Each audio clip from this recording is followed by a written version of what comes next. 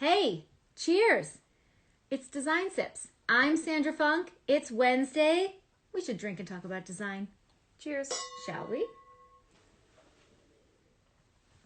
Oh, I see Eileen is ready for me. In just 1 second, Eileen, I'm going to let you on, but I want to make sure that I give everyone just a little bit of background on you. So, Eileen Hahn is joining me today, and she is such a hitter. I don't know if you know Eileen yet, but if you don't, you should. Eileen is one of my co-authors in Luann's upcoming book, Power Talk Friday Experts, Volume 2. Did I mention? I wrote a chapter for a book. Yay! Okay, so I have been and will be doing Design Sips episodes with all of my co-authors so that you can completely get to know them and get to know their amazing, amazing abilities. I have a few recorded already on my IGTV, so check them out. Okay, again, Eileen is coming. She's waiting in the wings, but I want to make sure I get through this bio, and I find that I make really weird, uncomfortable faces when other people read my bio, so I'm going to give her pass and let her off the hook while I tell you how absolutely fabulous she is. So please stick around. She is a wealth of knowledge. Eileen is the leadership consultant who works with firms like Anheuser-Busch, General Motors, as well as interior design firms and other small businesses. She teaches leaders in these organizations how to hire and lead exceptional employees who bring fire and energy to their work, achieve high levels of performance, and generate financial results. You know you want employees that bring fire and performance and financial results to your business. So let's let Eileen in and let's get this party started. All right, here we go. She's coming. She's coming. So Eileen, hi! Hi. Welcome to Design Tips. How are you? I'm doing great. How are you? Awesome. So happy to have you here. All right, I lost you. You went to the ceiling. Are you there? Yep, I'm here. Oh, look at you with that fabulous wallpaper. This is paint. This is a Oh. custom paint. Oh, you're kidding. That's incredible. And this is Costa Rica. Gorgeous. Can you see? Yes. I love it when you can't get to Costa Rica, bring it to you, right? Exactly. Awesome. That's beautiful. What a great background. You just won the whole background race from here to forever. I like yours. Yours is really nice too. Thank you. I have a little painting back there and some greenery, you know. Yeah, looks great. Thanks. I do this for a living, so you know, we try. Okay, so Eileen, I gave you a little intro. I like to, I'm trying to smooth out this Zoom land that we all live in now, and I find that we get too excited and we start chatting, and I never get to give people a proper introduction. So I told everyone just how fabulous you are, and I can speak to that firsthand. I have been so lucky to be in Luann's world, number one, at Luann Live with you. And then also to be in a mastermind where you and Luann are the hosts. And so what that means when Luann and Eileen host a mastermind is that they basically crank open your head and make you a better leader and business owner. So thank you. I have been just blown away every time by all of the ways that you take a problem and turn it and just open us up and bring so much insight and so much clarity on what we can do better and how we can position things better. So I love that you're going to bring some of that to our audience today. Thank you. I'm so happy to be there. Good. Yeah. Excellent. Okay. So tell me, let's start with like a little bit of your background. It was what brought you to being a consultant for executive and really focusing on leadership?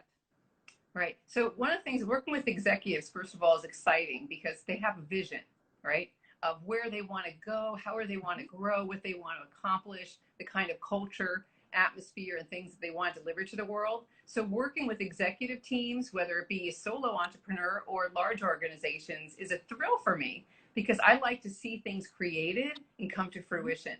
And many of the consulting relationships I've had over the past 25 years are multi-year experiences. So companies that, started with, one employee and grew to hundreds, or started at, $1 million business and now it's hundreds of millions of dollars of business, etc.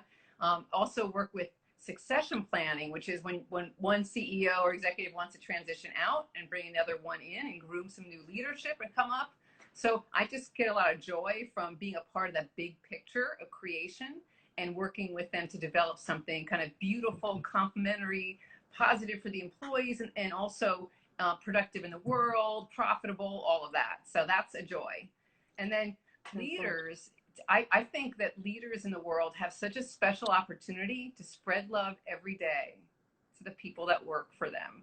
And like, it's this gift, like every day you can like help someone grow, feel good about themselves, excel, right? Perform at an exceptional level. And so it's just a beautiful thing to be a part of helping leaders and coaching leaders develop and grow. So I have the best job ever, seriously. Yeah, it's amazing. So incredible. And I feel that when you're coaching, and I feel that in just the, just having a one-on-one with you, having a group setting, everyone, please, when it's time, run, don't walk. And please, you can also see Eileen's chapter in Luann's first book, correct? You're in the Yes. Friday. Yes. So, which is incredible and full of insight, but there will be so many things unfolding with the launch of the second one and the second Luann Live. So again, all of you, please keep your eyes and ears. I consider Eileen a mentor and a great leader in our industry. And thank goodness that you, Luann kind of roped you in, because I know you're giving us a ton of value and really bringing world-class Fortune 500 company value to interior designers, which is so very appreciated. Thanks. Yeah, just like what we're always trying to do. We're always trying to level up as well and share the love and improve our businesses. And so I think that's it's a shared kind of mantra, and I love to see things grow. Okay, so for designers looking, so I really want to take this like to the granular, because I think that value is so incredibly important. We have this conversation all the time with designers. When you're looking to make that first hire, what qualities are they looking for in potential candidates? And I know you are such the hiring guru. So talk to me a little bit about how they can do that better than just the first warm body that has, smarts and seems like they're going to be a good fit, but you've got such a better take on it. Sure. So the first thing you want to do is, you're full. You're a solo designer. You're full. You want to hire someone to help and assist you. The first step is really writing down, what are the duties I want them to do? Actually create that job description of, this is what I want someone to do. And then based on that, you ask yourself, what skills, background, and experience am I looking for to fulfill that role? And so having clarity in that is really important. And like, again, people just want to hire a person. They don't think of it as like, let me define their job. Let me make sure that the person I hire has the skills to do that job. And then the third element to me is, is it the job they were born for? Don't just hire someone that can do the job, but hire someone that was like made for the job, that will love the job. And so then you look at, when you're interviewing the person, what are their superpowers? What do they particularly enjoy doing? And making sure that that's what you're getting. So you know what you want in terms of what they're going to do. You know what the skills you need to do that job. And then that particular person just loves doing that. That makes them happy and brings them joy. And so then they're so excited and motivated to do it. And they have the skills and expertise you need. So you got to be really careful. You just don't want to fill the opening or hire someone, or even just hire a nice person. It's been kind of fun. Since I've been starting to work with Luann 3 years or more ago, I have now dozens of interior design clients. It's amazing. And what I find is a lot of them will say, they just hire nice people. So they're like, well, I have lots of nice people working for me, but they don't always have the skills I want or need. Yes. And I just saw all the hearts just came out from all the designers watching, because I know I've made the mistake of hiring sometimes you get to the point where you're growing so fast because these businesses are little, right? So like one big whale client that you finally signed the whale, and your business is just catapulted into crazy overtime overload, right? So Right. we can go from 0 to 60 really quickly, and we can need to scale up really quickly. And sometimes that makes you feel a little desperate, like you just are going for the next warm body that could like just help me out, right?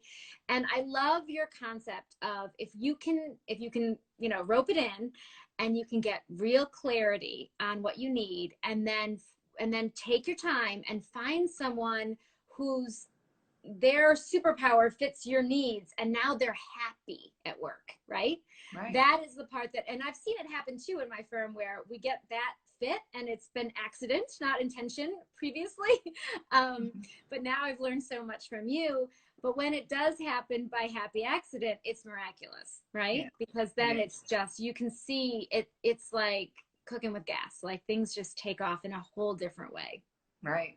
It's so fun and productive It's and so profitable. fun. Yes. And I think as entrepreneurs, which 90% of the designers I speak to are, solos, or were solos that turned into a team. We are working in our superpower. We're here because it's our passion and it's our love, and it's our happy every day. It's the job we desired for ourselves, right? I haven't met a designer yet who was like, yeah, I wanted to be an accountant, but my mom said I should get a design degree. Like, it's just, Right. it's a passion career, right? It is. So it's, sometimes I think we can't understand when someone isn't as excited about work as we are, because Right. we're so naturally passionate about it. Right. So you can always ask someone, like, a great interview question is just like, what interests you in working for my firm? What gets you excited about this particular job or working at my particular firm? And I can tell you, having done, thousands of screening phone interviews and interviews, that there are people that don't have good answers to that question. Right. And if they don't, they're looking for a means to an end job. And there are people that are going to actually, enthusiastically say, I saw your website. I love this about you. I've always wanted to learn that or be a part of that. And there are a lot of people that don't have the design talent, but want to be a part of the beauty. I feel like I'm one of those people that I don't have the design talent, but I love like what interior designers create.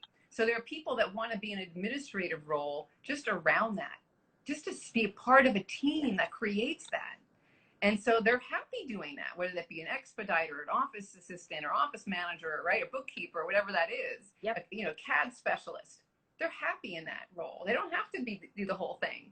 And there are other people that want to come in and it's like, I don't want to do the detail stuff. I just want to do the creative, right? And so again, being clear on that, and it's like, what do you want and need? And then the other thing is, when you're thinking about a hire, if you have more than one person, or you're thinking about growing in the future, think a little bit further ahead. In other words, what do you really want to add? Do you really want to add a fully capable designer that can do A to Z like you can do A to Z? Or do you just want the expediter? Or do you just want, right, the different role? Right.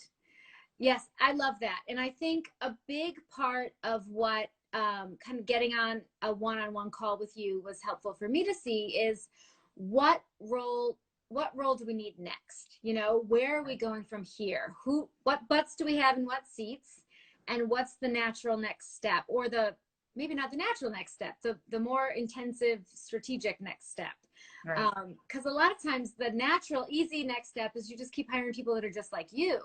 Right. But they are going to want to do the things that you want to do. And then who's going to go and do those super detailed follow-up phone calls, right? Right. So Right. finding that person that balances you is often a better fit than a whole bunch of little army of mini yous. Right. I love that.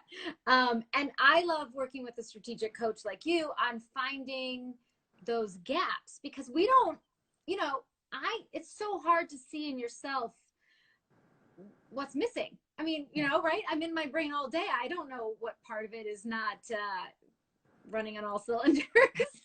So it's so good to have that insight and to say, you're more visionary. You probably need someone on the details, or I'm actually, we always talk about, everyone jokes, like, I'm a super duper introvert. I feel really comfortable with this one camera in front of me. But put me in a cocktail party and I'm like, do, do, do, do, do. Yeah, not my scene. So, sometimes it's that. It's like hiring someone who's really comfortable working a room to support my natural introvert Right. And that's where like those personality profiles can come into play. Like if you use like whether it be a Myers-Briggs or a DISC, Enneagram, right? Predictive index, those can give you some insight into your natural styles, strengths, right? And approaches. And then it helps you say, oh, this is what I have or don't have, or this is what I'm particularly good at or comfortable with. We all can do everything, right? You can make yourself smile at a cocktail party and talk to people, but it's not your preference. And there are some people that's like playtime for them. They just want to show up and go to cocktail parties every day. So, you know, it's that kind of idea. Yep. We have my own little cocktail party on Design Sips, a party of one. And I, cheers. Okay. So we love the personality test. It's something that my team and I have just kind of gravitated towards over the years. And it is incredible. It's incredible to see how they fit together and to look at what that looks like. So, so I think, you know, getting into those is really wonderful. That predictive index that you do is that something that's unique to your company? Is that like, how does that work? Yeah. I know we did that together. So predictive index is actually a separate company. So Prendex Pacific Predictive Index, it's a separate company. They've been around since the 1950s. I got introduced to it about 25 years ago because my client was using it. And my client said, hey, if you want to be a consulting partner with us, this is a tool that we use. So that's how I got introduced to it. And then people can buy a license, like so they can have unlimited use to do as many predictive index tests as they want. And some people will do that, right? And then I've done that, of course, for my business because it's invaluable. And so what I found is that like understanding yourself is tremendous in terms of how you can be effective. Also hiring new people to your staff or to your teams will help them. And then also team building. There's been a lot of times where teams don't understand each other, right? Yep. And so, you know, or they're not getting along or they're not appreciating each other's strengths, or they're misinterpreting behaviors, right? Like you talk too much, you don't talk enough, you know, this and that, right? You move too fast, you move too slow. You know, you want the, you know, big picture, you want just all the details. They don't understand that that's all important and it's each other's superpowers if they could just see that. And so it's fun because right now with a lot of this remote and virtual work, I'm doing a lot of kind of little fun lunch and learn 1 hour, you know, do a predictive index or a Myers-Briggs or something, right? Where the team gets together, they all do their individual profile, and we sit on a call for an hour and we look at each other's profile, we talk about it, we talk about how to work effectively together, and it's wonderful and a very team building as well. Oh, absolutely. And I think all right, everyone, let's give a heart if you want one of those, because I would love that. Would be so fun to do with the team.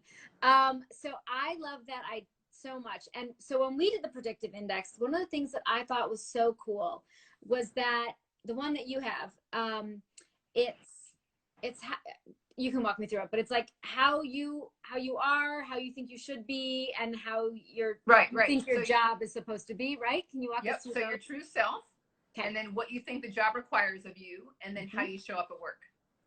Okay, this is amazing, you guys. So again, your true self, how you think you're supposed to be at work, and how you show up at work, right? Right. So you can see like somebody's got like a big line like this, and they think they're supposed to be like this, and then they show up, you know, like that. So it's visual, and it's really clear who is naturally in the right job, right? That they are in alignment with what they think they're supposed to be doing, and they're executing at that level. Or like me, I know I need to be more outgoing as the head of a firm, and so I'm seeing, okay, here's where I am, here's where I'm supposed to be, and I'm somewhere in the middle is how I show up. Kind of strap on my boots and head out there and go network when I have to. And so that's the difference, right? So like, because it's not comfortable for me, but I know I need to do it, it's not going to be my superpower.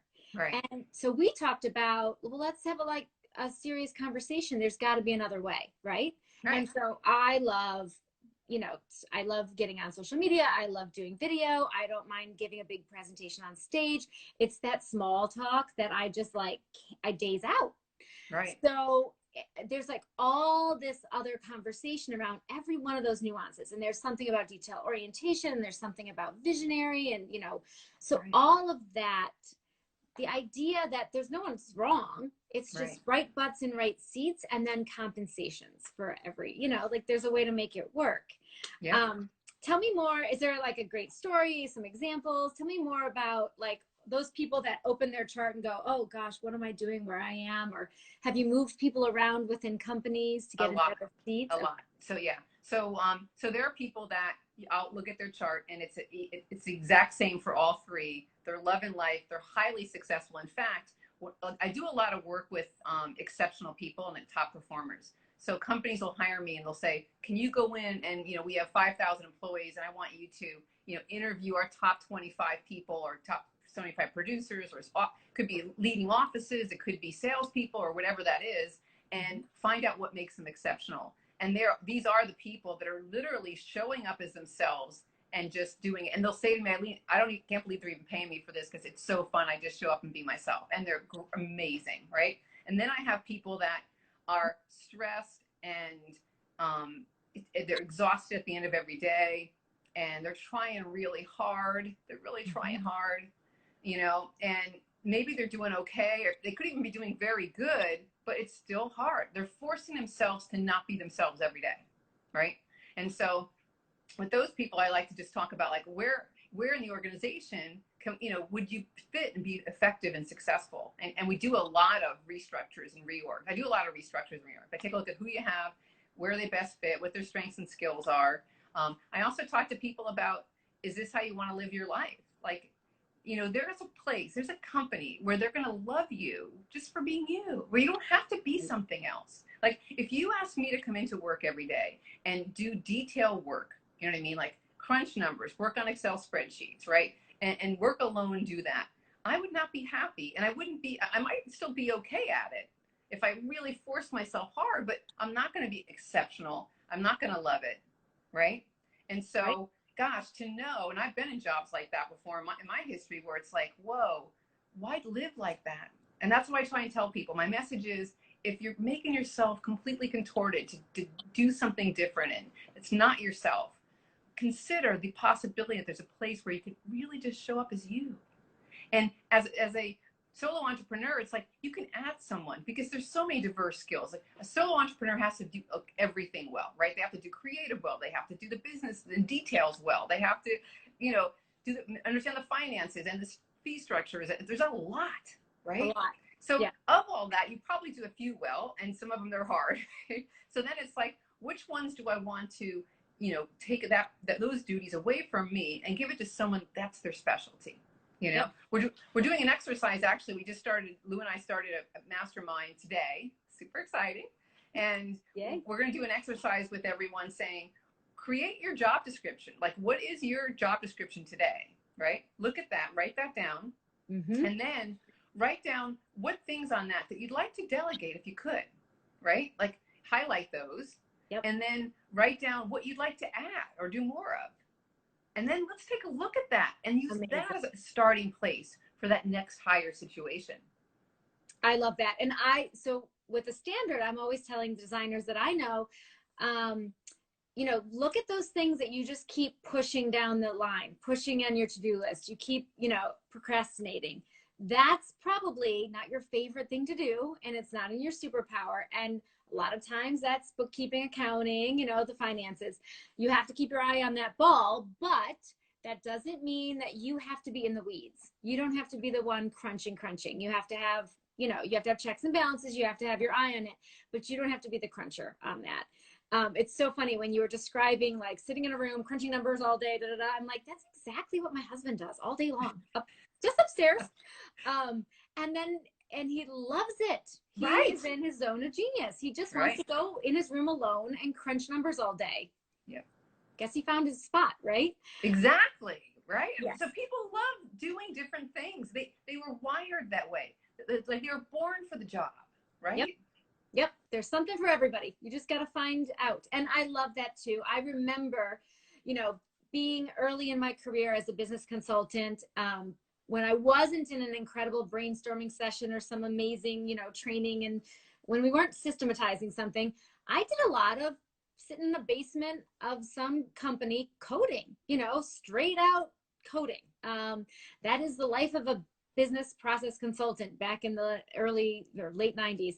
And man, that'll give you IBS if you're not careful. Like, it's a not pretty, for me, it was Yeah. against the grain. Like, I Right. want to be creating, I want to be moving, I want to be, you know, I want to be playing in my fabric library, sitting at a desk all day, crunching away. That wasn't me either. And I felt it. I mean, it's physically can be that kind of unhappiness. Yeah. Definitely. So, Physiologically, people get sick. Some people get tired, yep. Grumpy.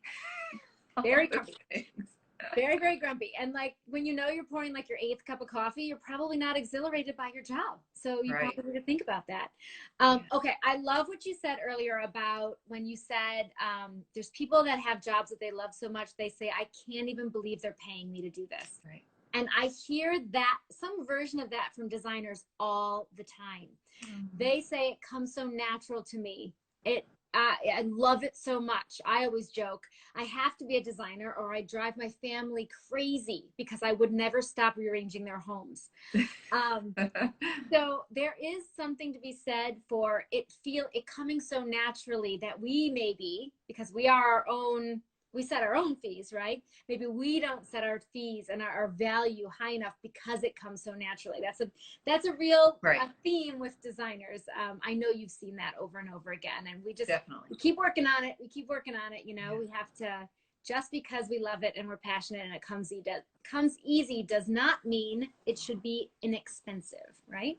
Right. And also, I'm one of those people that it does not come easy to me at all. And it's strange. Okay, here's my secret. I got this blank wall. You see that blank wall? Yes. Okay, it's like, okay, what am I going to do with my blank wall? I don't know. I don't have any ideas. See, and I see the blank wall and I'm like, oh, you should do this and you should do that and there should be this and tons of white space because you've got this incredible mural right there, and maybe a mirror because you don't want to fight with the mural, or, you know, it could be a great big overscale, but like, boop, boop, boop, boop, boop, boop, boop, right? Exactly. You can generate 10 ideas fast, right? And I'm looking at it going, oh, I don't know. You know, it's just like, you know, I like to have space there, so I don't want to put, you know, furniture there, but I want something in the background that's, you know, different than the jungle. Exactly. You need some business calls. Yeah, you need some of those big, beautiful woven baskets that are really thin on the wall. I've got thoughts. All right, we'll talk after. I'll send you more thoughts. And if you're a designer, comment your thoughts. Yeah, and designers, what would you do with that wall? I know you all have thoughts too. I know you're out there having thoughts. I love it. Yeah, and I think that's so funny because when I can't see the forest of the trees in my own business, right? Can't see where we're stuck or where we should be catapulting forward and we're not.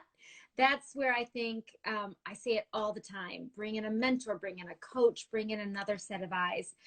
Seek out those experts, because just like that blank wall is staring back at you, sometimes our limitations and our own personal inability to bust forward in our careers, we just can't see it the way that you see it. And I think your trained eye is really, I mean, again, I haven't seen anyone bring a question or a comment or a problem to Eileen that she hasn't had just such clarity on how to wiggle around that. So it's so appreciated.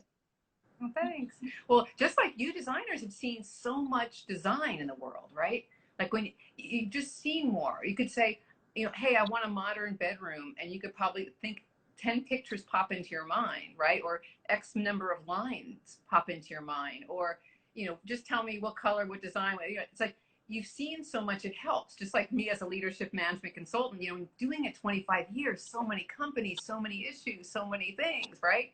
Which is nice. That's what I love, experts. I'm happy to hire experts in everything because it's just such a value. Yes. And I love that. That's such a perfect segue to the exceptional employee. And I've heard you say, I want to live an exceptional life. So I'm going to bring a designer in when I need design. And when I'm going to bring an expert in whatever I'm working on when because I want my life to be exceptional. Right. So one of the things that you teach, and I think is just incredible, is all about nurturing your employees to be exceptional. Right. I know this is a big part of your chapter, but can you give us just a little preview so that our audience can be excited to read this chapter come launch? Sure. So if you want an exceptional employee, I think there's two really core main ingredients. I mean, there's a lot, but start with that. Number one, you got to care. And this whole idea of caring is huge. It's like people will stay and they'll perform at an exceptional level because they think you care about them. A lot of people don't really think that their boss truly cares. And then a lot of people I talk to say, oh, I care about my people. And I'm like, how do you care? Show me what you do. Tell me what you say that demonstrates you care. Well, once a year I do this, or every holiday I do that, or it's like, okay, but what about the other things? So there's really these companies that have just been phenomenal, like the ones that like just astronomical results, right? And there's a line out the door for people trying to get into these companies. It's what I found is their leaders care about their people. They know them personally. They support them. They understand them. They truly want them to succeed and do well. It's like your kids. Like you want your kids to do well. You want them to be happy. That's how that kind of care they bring to their team. It's that feeling, right? So number one, there's this intrinsic caring that's just there. It's real. It's you can feel it. They can feel it. You know if it's there and when it's not. I'm sure if I said to all of you, have you ever had a manager in your life that cared about you? You know it, right? And then what did they do? What did they say? How did they treat you so you know they cared? And then I'll say, how do you treat your people? How do they know you care, right? So that starts with the caring.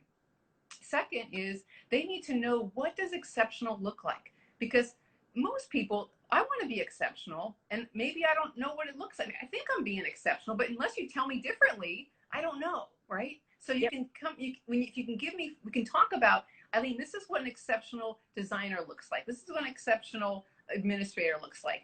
Just, have a dialogue about that. First, ask the employee, what do you think it looks like to be exceptional in your role? Now, some people might say, I'm not. I'm average. Right. Ugh. Okay. I see that, and honestly, that killed me. You might get that answer. Okay. Right. So just know that. Be ready for it. Mm-hmm. And then of course, I would wonder, are they in the role they were born for? Or are they doing a job that's a means to their end? Right. Right. Are they one of those that's not right butts, right seat? Right. So first ask them, what do you think exceptional looks like? And also never ask someone this question like off the top of the, like you want to ask them the question and say, I want you to think about it. Let's meet next week and talk about it. Come to the meeting prepared with some things written down and let's discuss it. And when I say what does exceptional look like, I think of it in two ways. There's the results you get, and then there's also the behaviors that you do, right? And so jot down some behaviors you think that are exceptional and jot down some results you think are exceptional. Then let's talk next week. Hear from them first. And if they're all right on, just be like, yeah, great, right? If they need you to add a little flavor here and there, help them by adding the flavor. And letting them know, like, let me give you something specific you could do that would be exceptional. So I have this upcoming meeting. What would be really awesome is if you created a file with the person's name and you put all of the correspondence in the past in the file. And maybe this is electronic, but maybe it's physical, whatever that might be, right? And then knowing the content of the meeting, if you had anything that would add value that you could put in with that, would be wonderful. So, hey, I'm going to meet with Sandra. So do I have a file with like her PI in it and her business background and who her last employees are, so that when I go into this call, I'm set and ready. That's what exceptional looks like. Now I could say to you, exceptional is I ask for those things and they're here ready to go a day before. Right? I'm one of those people that likes to plan. On the Myers-Briggs, I'm a J, which is like, I like everything 2 or 3 days ahead of time, sitting on my desk nice and ready to go, because you never know what pops up in life. So better to be prepared. Not everyone's like this, but I am. Right. So that you could say that's exceptional. Just having like the folder there a day in advance and complete. Yep. And then, or you can say exceptional is, right, you thinking of it and me not telling you. Right. That was what was coming to my mind, is anticipating that without having to be told. I always think that's the mark of someone who's ready, kind of growing into the next level, is they don't need to be told, micromanage. Like the minute you can take your foot off the gas and they're still going, now we're getting somewhere. Right. And it's also the add value. Like one of the things, because I've always prided myself in exceptional, is whenever I work with clients, it was, what else can I do that would add value to them? So they asked me to do A, but can I give them A and B? Mm-hmm. And can I give them A, B, and C? And are there certain things about how I operate that I know are at that level where people are going to feel really good about it? And so I'm always going to do the, always earlier on time, every time, no matter what. I'm always going to do the follow-up email or whatever summary of our conversation or discussion as a consultant with them, because they're not expecting that within the next hour. And I build it into my calendar so I can kind of get off the call, write the summary, send it out, and they're blown away, right? Awesome. And so then you do that consistently, and they're just like, whoa, who does that? So ask yourself, who does that? That's exceptional. And you do because you planned it, right? Like it doesn't, right? You can make a plan to be exceptional. Right. So I think that's huge. And I agree. Right butts, right seats. You can't, you're not going to get me to go sit in a room and crunch numbers all day and turn out exceptional. I just will fight it. It's not in me. But if I had to for a couple of weeks because it was tax time or an audit or whatever, I could make a plan. I could figure out a way. I could get through it if I had to. And I think that's the story. And I think that's so interesting. The story of what I love about your chapter is it's not about your personal quest to become exceptional. It's about helping your employees become exceptional. And as a business owner, that's the ultimate, I mean, we've all been trying to go above and beyond, over deliver, absolutely knock your client's socks off. But now what if your employees were thinking about doing that for you every day, in addition to you trying to do that for your clients? Right. And when you help your employees grow, right, they're going to get better, feel better, and put out better results. And so also that partnership of working with them to help them get better. I had that. I had key people in my career that coached me, that, like you said, mentored me, that sat down, had honest conversations with me, and told me specific things that made me more effective. I just didn't know. We don't know these things, Yeah, incredible. Of course, because, when you're young, early, whatever in your career, if you haven't done these self-assessments and you haven't done this, it's a muscle you have to work, the self, evaluation, and all of that has to be learned and worked on and what have you. And to have good evaluations and good reviews and good input is to grow, right? It's that understanding. I love it. It's great. Okay, so one more question and then I'm going to let you rock and roll. So we know the importance of measuring employee performance, but how can business owner measure their leadership performance and effectiveness? So there's no one out there, aside from me hiring my experts and having my own mentors, but there's no one out there who's going to sit me down quarterly and give me that review and give me that, here's what to work on next. So how do we self-evaluate and grow?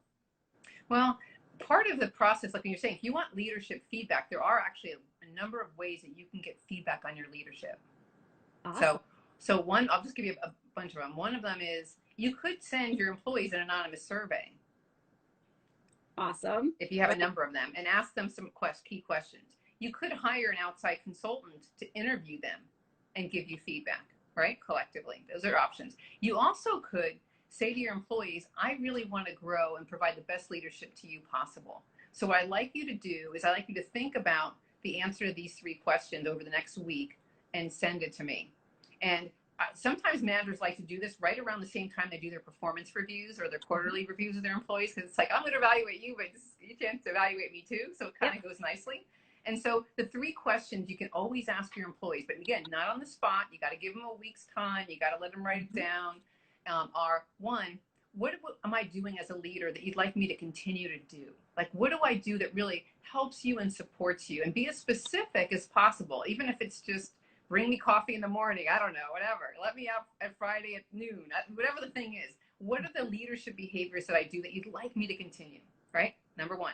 Number 2, what are the things that you would like me to stop doing? What are the things that I do that maybe are uncomfortable or unproductive, or make the environment difficult, or just don't seem like there'd be good things to continue? What are those things to stop? Okay. And you'd be surprised by the answers I've heard over the years. I'm sure. Yeah. Some really funny ones over the years. And then the third one is, what would you like me to start doing that would really support you personally and also support you in your job? So just to give you a minor example, it could be something like different personality types, like different things, respond differently, right? So there's a certain personality type that's a high B that really likes people and they're sociable. And so, one thing you could start doing is when you come over to ask me to do a job or request, just smile at me first. Just like if you just look at me and smile and then say, can you do this? I'll be so much happier and excited to do it if you would just smile. I know it sounds silly and insignificant, but it's real, right? Absolutely. Right? So that's a good example, right? Another one is, another example of a stop. When you come over and give me information, you tend to give me all the details and I get lost. It would really help me if you could first tell me kind of like big picture of the request, and then I can track through the details and understand where you're going with it. That would really help me. So there's different, and I've heard things like, those sarcastic remarks, I know you think they're funny, but it hurts my feelings. Or I know you like to kid me about XYZ, but I feel bad when you do. And people have a hard time saying stuff like that. They really do.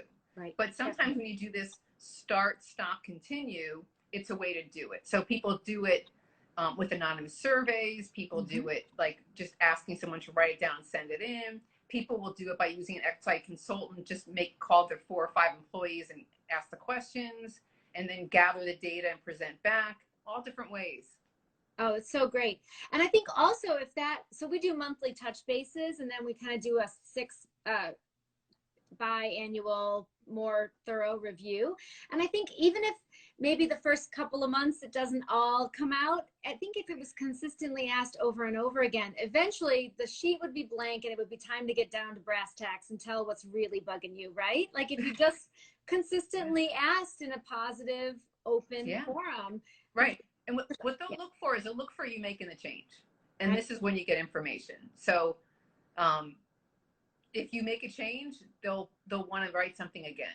Right. And I always tell people that, if it's anything I do you like, you tell me, because if I see it, I'll keep doing it. If I don't know it, I may stop doing it. I joke, And so there's that, right? And then the same thing with the stop doing is, I really want the best for you and for our firm. And so there's a chance that how I operate sometimes can be uncomfortable, and I don't want that. So let me know. And if it's something that I can, stop, I will. Maybe it also opens the door to understanding. Like, you tend to give me these I know I have this problem. You tend to give me these last minute requests. But not enough time to do it. Right? Yep. I need you to stop that now. Yes. It's like, I'll try, but I can't promise 100%. Exactly. Oh, exactly. Of course. No, I think that's wonderful. And I think so many of our businesses are smaller, right? So a big anonymous survey might be hard, but just consistently showing up, listening and trying. And again, like I said, I think even just having it on the review form every month, that they can, over time, if they do something real little and they see improvement, it will be encouraging and it will continue to open.